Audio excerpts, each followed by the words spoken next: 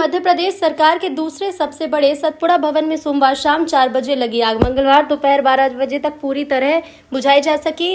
मंगलवार सुबह 8 बजे टीम ने आग पर काबू पा लिया था, लेकिन छठवें फ्लोर से धुआं उठ रहा था। इसी फ्लोर में 9:25 पर फिर आग भड़क गई, जिससे पहले भोपाल कलेक्टर आशीष सिंह ने आग पर पूरी तरह काबू पाने की जानकारी दी थी। सतपुड़ा भवन में संचालित होने वाले सरकारी दफ्तरों की आज छुट्टी घोषित कर दी गई है।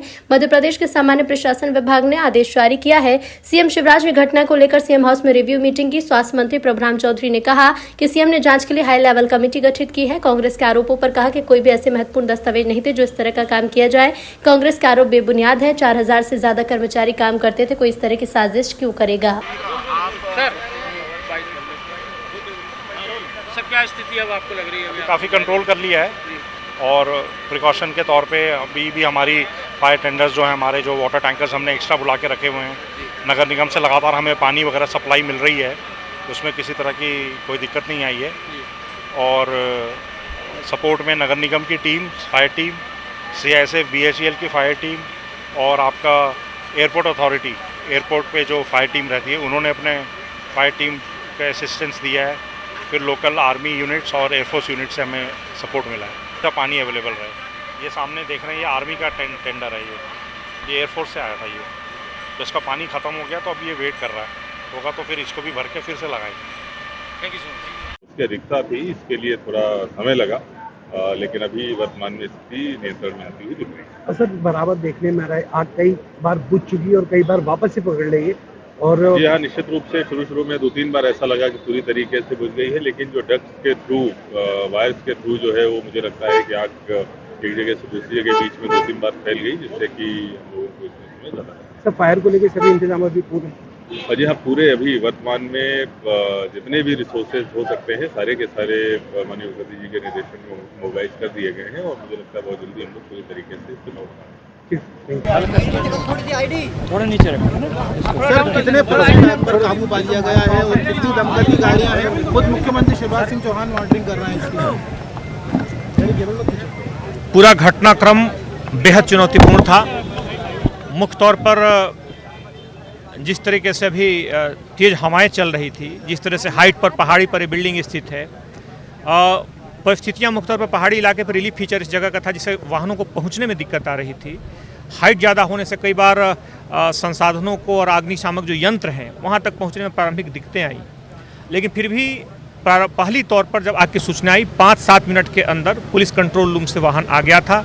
जो फायर कंट्रोल है, आप लोगों ने देखा होगा कि तत्काल पाने के, उस पर नियंत्रण पाने के 100% प्रयास किए गए। बाद में अन्य जो एजेंसीज हैं, मुख्य तौर पे हमारे नगर निगम है, यहाँ पर इवन CISF है, इवन आर्मी है, BHEL है, जितने भी यूनिट्स हैं अलग अलग, फायर ब्रिगेड की टीम है, सभी लोगों ने पूरे जी जान से इस आग पर नियंत्रण करने की भरपूर कोशिश की। अब आग पूरी तरह से नियंत्रण में है, लेकिन हम जानते हैं कि इस पूरी प्रक्रिया काफ़ी संघर्षपूर्ण रहा। कई बार ऐसा लगता था कि आग बुझ चुकी है या बुझने के कगार पर है, लेकिन इसी दौरान कई बार AC के बहुत सारे यूनिट्स लगे हुए हैं, बहुत सारे काम चल रहा था, गैस के कुछ सिलेंडर्स थे, जिसके कारण बीच में लग रहा था कि आग बुझ रही और अचानक आग भभक पड़ती थी। सभी के लिए बेहद चुनौतीपूर्ण स्थिति थी, लेकिन अंततः इस कड़े प्रयास के बाद आग पूरी तरह से नियंत्रण में है। पूरे घटनाक्रम का माननीय मुख्यमंत्री महोदय ने स्वयं लगातार उन्होंने निगरानी की और लगातार पर्यवेक्षण किया। अंततः आग पर पूरी तरह से नियंत्रण पा लिया गया है। उसके लिए एक टीम गठित की गई है और वो उस टीम का करेगी, लेकिन जहाँ तक अभी आग के कारणों की है तो उस बारे में अलग से एक टीम बनी है जो उसकी जांच करेगी। बहरहाल हमारी पूरी प्राथमिकता थी कि इस विषम परिस्थिति में इस अग्निकांड पर जितना जल्दी हो सके इस आग पर नियंत्रण पाया जाए।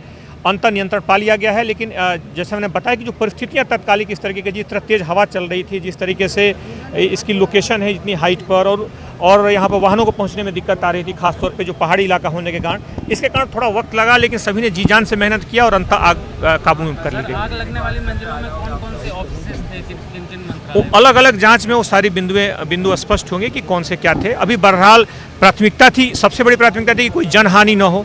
हम जानते हैं कि कई बार जब बहुत उच्च तापमान पर इतनी देर तक बिल्डिंग रहती है तो गिरने का भी डर होता है, इसलिए आपने देखा होगा पूरे इलाके में विशाल करके और बैरिकेडिंग करके लोगों से खाली कराया गया, ताकि किसी तरह की अपरिहार्य स्थिति में कोई और हादसा ना हो, किसी तरह के। मध्य प्रदेश सरकार का एक मुख्य अंग है। आग लग जाए और 6 घंटे बुझे नहीं, सब खाक हो जाए और अभी भी हम यहाँ देख रहे हैं रात के 12 बजे तब भी आग बुझ नहीं रही है।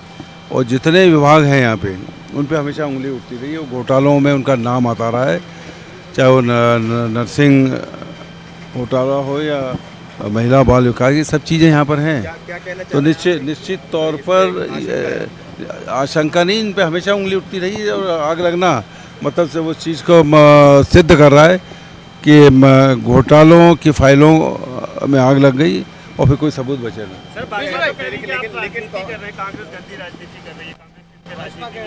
6 घंटे मध्य प्रदेश की राजधानी में, जहाँ नगर निगम का फायर ब्रिगेड, जहाँ पुलिस का फायर ब्रिगेड, आसपास के फायर ब्रिगेड सब होने के बाद न बुझे, ये कैसे संभव है? ये मुख्यमंत्री की तरफ से बात सामने आई है कि यहाँ कोई टेंडर की कोई फाइल नहीं थी इस जगह पर। फिर आपको क्यों लग रहा है किस तरह की? मुख्यमंत्री जी ने कैसे पता लगा लिया कि यहाँ कोई फाइल नहीं थी? पिछली बार अभी तो अंदर कोई घुस ही नहीं पा रहा है, आग बुझाने वाले नहीं जा पा रहे, वो उनके लोग कैसे घुस गए और पता लगा लिया। एक तथ्य ये भी है कि 17 दिसंबर को 2018 में कमलनाथ जी ने शपथ ली थी और 14 दिसंबर को ही आग लग गई थी सतपुड़ा में। एक बार फिर से वही हो रहा है क्या? पहले भी लगी एक बार, मैं समझता हूँ, जो मुझे याद है कि मंत्रालय में भी हुआ था, यहाँ पे भी हो गया। तो ये जब आशंका रहती है कि सरकार जाने वाली है और चुनाव आने वाले हैं, उसके पहले इस तरह की घटनाएं पहले भी हुई हैं, इसलिए ये पूरा मामला संदिग्ध है। बीजेपी का आरोप है कि कांग्रेस के 15 महीने